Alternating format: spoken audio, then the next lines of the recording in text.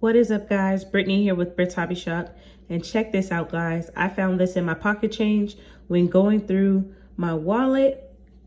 Look at this. This is called a Trinary note.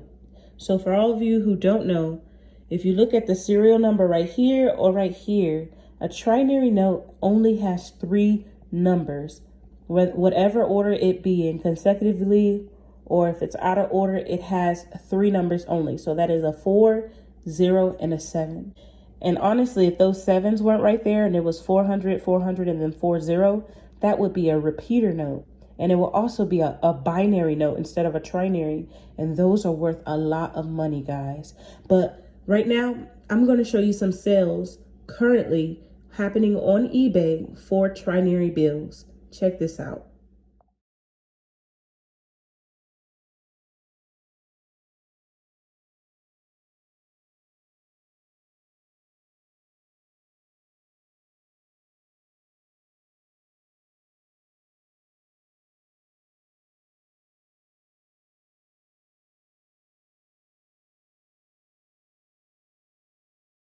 Okay, guys, so I hope you enjoyed this video. Don't forget to like, comment, and subscribe.